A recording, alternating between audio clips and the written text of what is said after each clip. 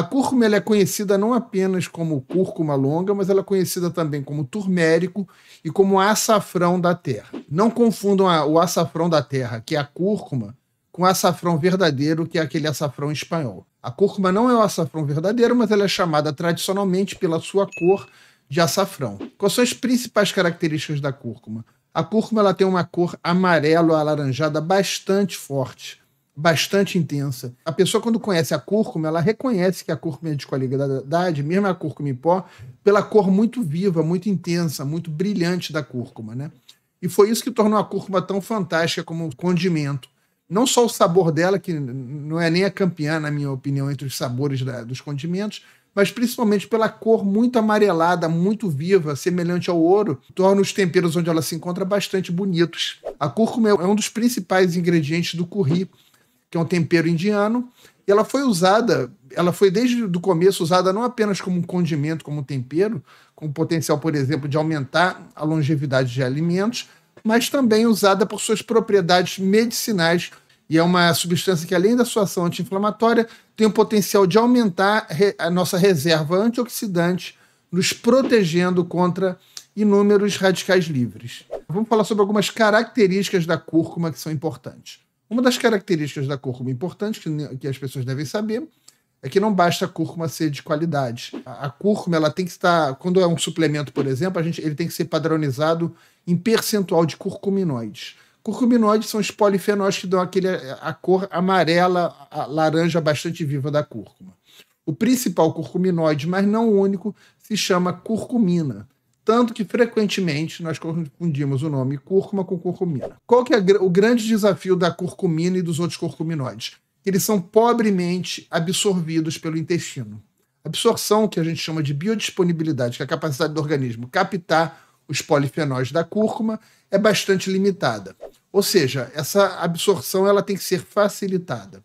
Como é que nós facilitamos essa absorção? Primeiro, a gente sabe que os curcuminoides, como a curcumina, são solúveis em gordura. Então, o consumo da cúrcuma com alguma quantidade de gordura é importante, porque essa gordura funciona como um veículo para a absorção da cúrcuma. Além disso, existem algumas substâncias que aumentam a absorção da cúrcuma. Uma dessas substâncias é a bromelina, do abacaxi. Outra dessas substâncias é a quercetina, que está, por exemplo, na cebola, no alho.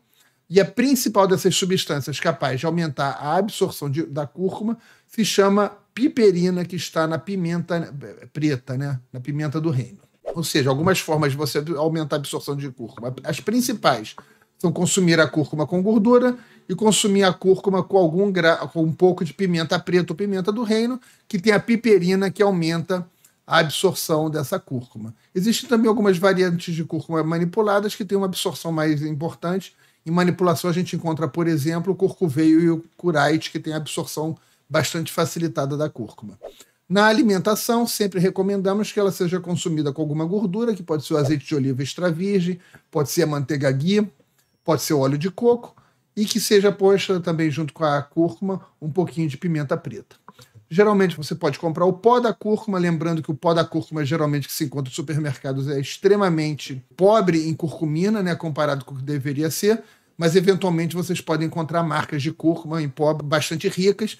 E como eu disse, a dica é olhar para o pó. Ele tem que ser de um amarelo igual ouro, reluzente. Isso mostra uma cúrcuma de qualidade. E pode ser usada também a raiz, né? A raiz pode ser raspada, usada em diversos pratos, dando um colorido aos mesmos. E a absorção vai ser aumentada de novo com a inclusão de gorduras como da manteiga e do coco, além do azeite de oliva, né? E também com a adição de pimenta preta. Vamos agora para os benefícios da cúrcuma. Esses benefícios eles se estendem principalmente à curcumina com piperina e às curcuminas de alta absorção, cúrcumas com pelo menos 95% de curcuminoides. Não que a cúrcuma na comida sem absorção aumentada não vá trazer efeitos benéficos, porque qualquer cúrcuma é capaz de promover alterações benéficas na nossa microbiota intestinal. E essas alterações benéficas na nossa microbiota intestinal vão interferir na nossa inflamação sistêmica, vão interferir no nosso eixo intestino-cérebro, ou seja, até nesses casos a cúrcuma vai ser benéfica. Mas os benefícios que eu vou falar com amparo em ciência se referem principalmente à curcumina com piperina ou outras formas de alta absorção da curcumina, ou seja, se referem principalmente ao suplemento. Primeiro benefício da cúrcuma é a redução dos marcadores inflamatórios. Marcadores como VHS, marcadores como fibrinogênio, marcadores como proteína C reativa, todos esses marcadores tendem a ter uma diminuição com a suplementação da curcumina. Essa diminuição é muito mais importante na pessoa comum que lida com inflamação crônica que em pessoas que têm doenças como, por exemplo, lúpus e artrite reumatoide. Mas, de qualquer forma, há sempre uma redução de marcadores inflamatórios. Sabemos que a redução de marcadores inflamatórios causada pela curcumina pode retardar diversas doenças crônicas, como diabetes mellitus, doença coronariana, doença de Alzheimer, ou seja, envelhecimento precoce, câncer. Ou seja, o primeiro benefício é fantástico da cúrcuma, que é a redução dos marcadores inflamatórios. O segundo benefício que eu selecionei para vocês é a ajuda no tratamento da depressão. Como é que a curcumina pode ajudar no tratamento da depressão? Principalmente pela sua ação anti-inflamatória. A gente sabe que uma das causas da depressão é a inflamação cerebral ou neuroinflamação, que gera um estado de quarentena cerebral, onde há uma menor produção de serotonina, de dopamina, de noradrenalina, de neurotransmissores, e isso leva à depressão. A curcumina, como um anti-inflamatório, ela aumenta o potencial cerebral de produção de neurotransmissores como a serotonina, funcionando como um antidepressivo natural. Ela também aumenta a neuroplasticidade, e esse aumento de neuroplasticidade associado ao aumento de neurotransmissores como dopamina e serotonina dão à curcumina o seu potencial anti-inflamatório e antidepressivo. O terceiro benefício que eu selecionei para vocês da curcumina são os benefícios para o controle de inflamação articular e dor articular. A curcumina ela é muito interessante, não só para artrite reumatoide, mas para osteoartrite ou osteoartrose comum, diminuindo dores e inflamação articular.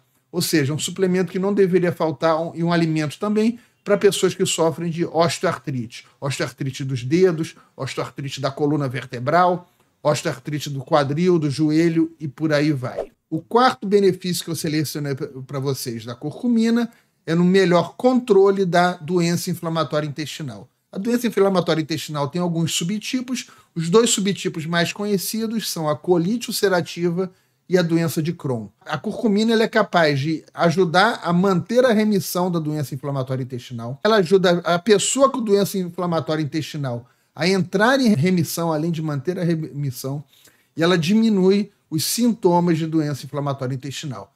O quinto benefício é a melhora do perfil lipídico. A curcumina não é nada milagroso, mas ela tende a diminuir os triglicerídeos, a diminuir o LDL colesterol, a aumentar o HDL e a diminuir a oxidação do LDL, que é o que leva à doença coronariana, ao AVC, às placas nas artérias renais, às placas nas artérias dos membros.